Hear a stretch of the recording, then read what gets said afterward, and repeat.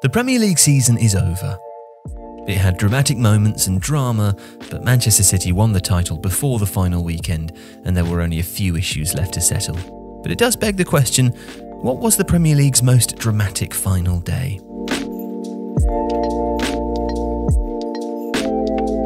There's no correct answer to this question, but we've picked 3 final days from the Premier League's past and remembered what made them so compelling.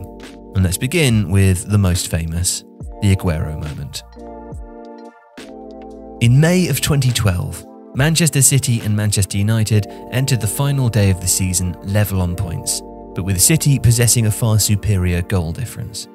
Alex Ferguson's United were due to travel to the Stadium of Light to face Sunderland, who were safe in lower mid-table, and Roberto Mancini's City were hosting Queen's Park Rangers, who were under threat of relegation.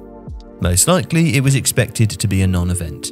Both teams would win, and City would capture their first title. And that is what happened, but it didn't happen in the way that it was supposed to. United took the lead early through Wayne Rooney and held on for a 1-0 win. Their game finished as injury time began back in Manchester. But all was not well for City.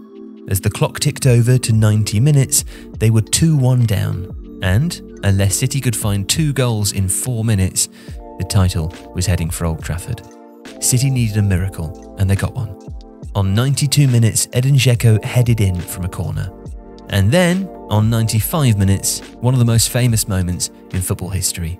Sergio Aguero received a pass 30 yards from goal and then ran onto a 1-2 played with Mario Balotelli before working a yard of space and smashing past Paddy Kenny in the QPR goal. As Aguero sent the Etihad Stadium into delirious celebration, the Sky Sports cameras cut to scenes of the Manchester United players reacting forlornly at the Stadium of Light, as the Sunderland supporters who'd remained cheered sarcastically.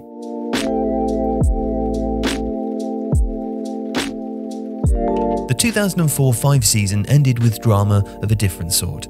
Heading into the final afternoon, the bottom 4 sides, West Brom, Southampton, Norwich and Crystal Palace, all had the chance of avoiding relegation. Norwich's hopes were the first to flounder, as they fell behind away to Fulham after just 10 minutes. 20 minutes later, their relegation was almost guaranteed after the late Papa Bouba Diop curled in a free kick to make it 2-0. Meanwhile, Southampton were off to a strong start against Manchester United, taking the lead from a corner at St Mary's. At that point, they were safe. However, Darren Fletcher would quickly reply for United, and at half-time it was 1-1. Scores elsewhere had the Saints safe for the moment, but it was a knife's edge. Back in London, Crystal Palace knew that they had to win to survive and suffered an early blow when they fell a goal behind at Charlton. West Brom's task was perhaps the toughest. They knew that they needed a victory, but they also required the other 3 sides to fail to win if they were to avoid the drop. Their first half with Portsmouth at the Hawthorns was goalless, leaving them 45 minutes from relegation. Now Norwich would quickly go 3-0 down after the resumption, and that would become 4 after 70 minutes. They were done. But elsewhere, things were getting more tense. Back at the Valley, Dougie Freedman equalised for Palace to keep them in the hunt. But things changed again when substitute Jeff Horsfield scored for West Brom with his first touch to temporarily make them safe. And a bad few minutes for Southampton got much worse when Ruud van Nistelrooy gave Manchester United the lead at St Mary's.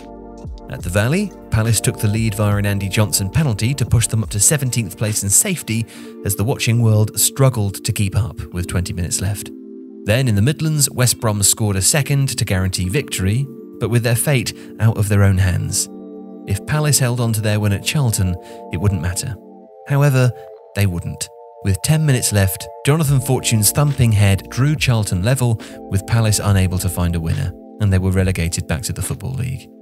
Somehow, despite starting the day bottom, West Brom survived.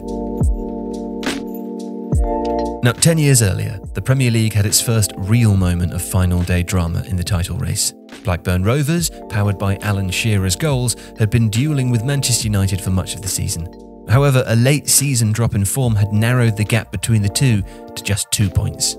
Despite leading the table, Blackburn had an inferior goal difference, and so with United only having to beat lowly West Ham, Kenny Dalglish's Rovers would likely have to win at Anfield against Liverpool. But the day started calmly enough. Alan Shearer carved in an opening goal for Blackburn, and at that point, nothing that happened elsewhere was significant. Manchester United even fell behind at Upton Park, and the title looked settled. But the picture began to change in the second half. Brian McClare equalised for United, and at Anfield, John Barnes brought Liverpool level. United still needed a win, but with the pressure increasing on the West Ham goal and Blackburn rocking, the afternoon developed an air of inevitability. United had a strong penalty claim turned away, and Ludek McCloskey made several excellent saves in West Ham's goal. But back at Anfield, disaster struck for Blackburn in the 90th minute, as Jamie Redknapp's free kick found the top corner. What has that done to Blackburn? Asked Martin Tyler on commentary. Well, nothing, as it turned out.